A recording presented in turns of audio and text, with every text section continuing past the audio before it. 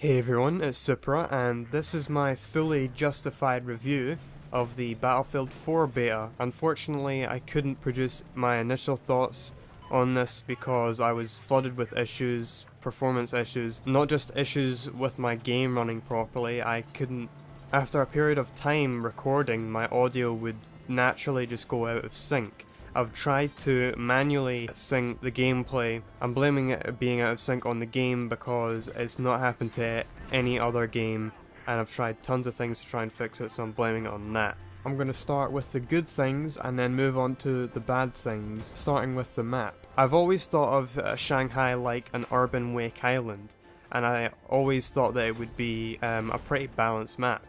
The issue with having an urban map though is that you get buildings, and now that you have lifts going onto the top of buildings, you get quite a lot of snipers hanging out on the top of buildings. It is a really fun and, in my opinion, stable map. My only issue is that people like to camp on rooftops and people can still steal your vehicles. I thought Battlefield 4 would introduce spawning with your vehicles. Not that big of an issue though, the map is still really fun. Gonna make a quick comment on Conquest Domination. It is officially going to be one of the default game modes in the full release of the game, which is great. It was one of the most stable game modes throughout the whole life of Battlefield 3. But on Siege of Shanghai, I think Domination takes place on the worst side of the map. They've made it so that people on the C roof building, which is D on Conquest, can just sit there and defend C while they defend B. I know that they can't capture C while they're up there, and I know that they can get flanked from the other ladders that no one really knows about. But people will eventually learn the most proficient way to stay and camp up there. That's why it's my least played game mode. I hardly ever play it, and I just think that it would be much more stable on any other side of the map. My initial concept of Levolution was that it was simply a marketing point, that something caused by the players happened throughout the game that significantly affected how the game was played. The bridge gates, the shop shutters, and the fact that you can use these lifts are all the difference, and it's what triggers the living environment with this game. Not to mention the destruction, which I don't think driving through a building with a tank will ever get old.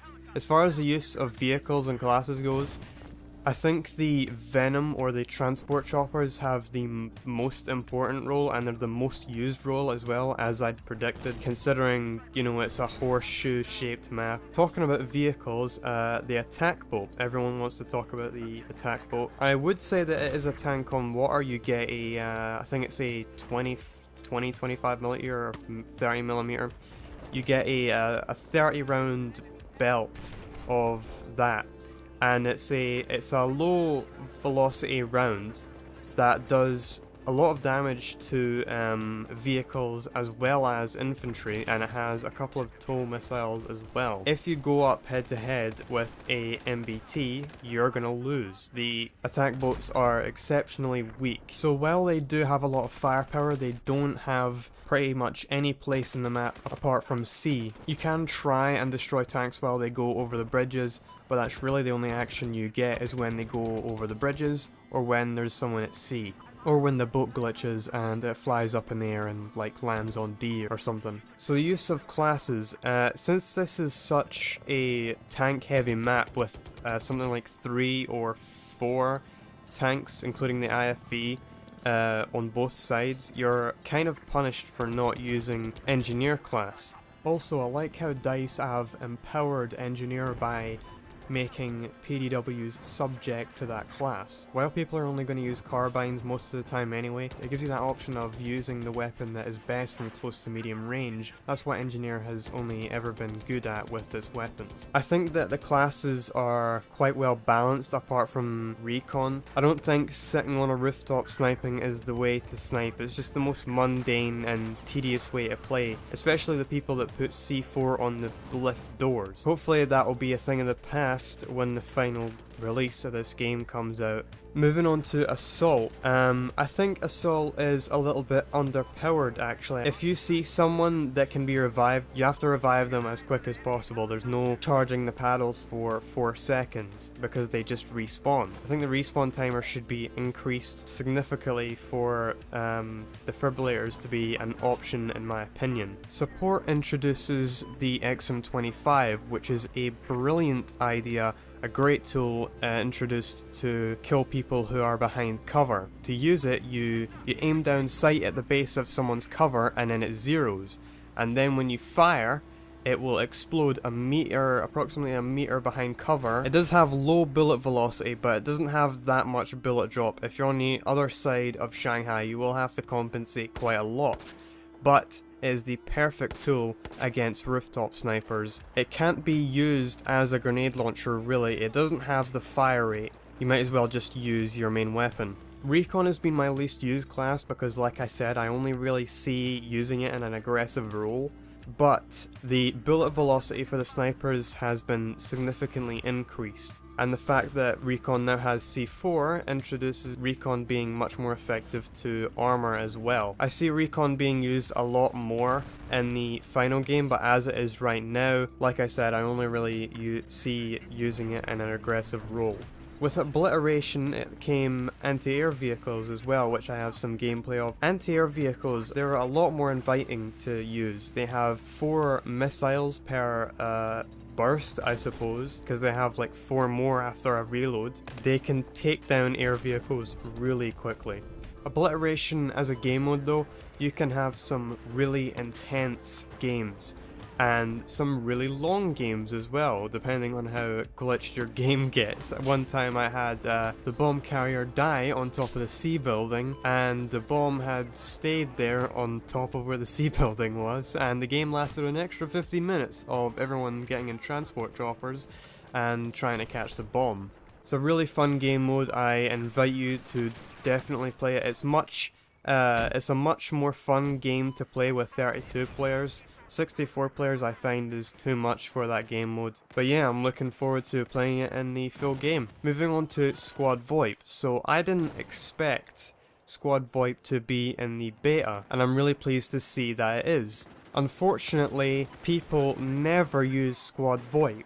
It's the most efficient way to communicate, and I think as soon as even one squad starts communicating using VoIP, that team has a huge advantage. As far as quality goes, it's like standard 11 kHz audio. I have to turn it all the way up to 100% so that I can hear people most of the time. Moving on to suppression, there isn't that much suppression on its own, and when you are suppressed, it doesn't affect your accuracy, and what I've noticed is that it will shake your aim as if you're scared, and it will blur your vision as it does in Battlefield 3, but it's not that much. I think suppression is perfect as it is, apart from the fact that you're suppressed by other weapons apart from LMGs and snipers, which I hope snipers do deal suppression. Snipers can deal just as, if not more, suppression than an LMG, because of that sound of being slapped in the arse. Moving on to vehicle ammo and accuracy. So you have limited ammo in your attack vehicles now. Over time you'll have to wait until a new belt reloads, which makes vehicle play a lot more tactical and it involves a lot more skill, which I can't complain about. Accuracy as well. With any automatic machine gun or chain gun, if you keep firing then your accuracy will decrease. I don't see why they didn't add this before, because it does apply to handheld weapons. If you hold down the trigger then your spread gets worse. Battle pickups are another thing which enrich the game. They're just scattered around the map and they can make gameplay much more interesting. I think I've had the most fun with the M82 and the M32. The M32 can destroy a tank as quick as it can destroy a person. Moving on to leaning. There's not much to say about this, it just means that you expose half of your body when you lean out of cover. Some people have asked to align leaning to a hotkey.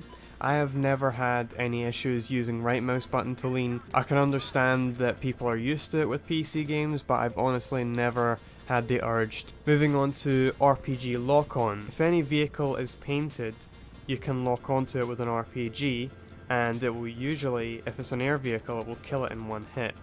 Now, I have heard that this is subject only to the beta, which is realistic to think, because why would you introduce all these new launchers to the engineer class and then have the strongest launcher be able to lock onto air vehicles? It just doesn't make sense. Moving on to the Comoros. So, a few months ago I bought Battlefield 2142. The Comoros on that is perfectly responsive and fluid. On Battlefield 3, there is like a lag between trying to choose options. For example, sometimes I would say yes instead of thank you. It's just laggy. On Battlefield 4, it's perfectly responsive, brief and concise, and that's all you need for a Comoros. So moving on to flag possession. Now I don't know the specifics of this, and I don't think anyone else has actually talked about this or analysed this, but I believe flag possession, these are points given to you when you're sitting on a flag, and that's really great because it just encourages people to defend flags. Moving on to battle packs. In the beta you have access to a few bronze battle packs, and then when you get to the level cap, which is level 10, you get a gold battle pack. And a gold battle pack, I got, I think, camos, XP boosts, and a few attachments for guns that I didn't use. Gives you a perfect insight into battle packs in the main game. It's not worth paying the extra 10 quid for the deluxe edition, not worth paying it as a microtransaction in the final game. They're not that big of a deal. Assuming it's the same rank up system in Battlefield 3, you'll probably get lots of battle packs, so I wouldn't worry about not getting attachments for your favourite gun. Finally, moving on to the minimap. This is not much to ask, but in Battlefield 3, if you pressed N, and I only just actually learned this, that if you press M, then it affects the zoom on your minimap. On Battlefield 3, you could zoom all the way out till you could see the whole map, and it really wasn't actually that eligible, but you could almost get it perfect. It wasn't consistent, but I liked it.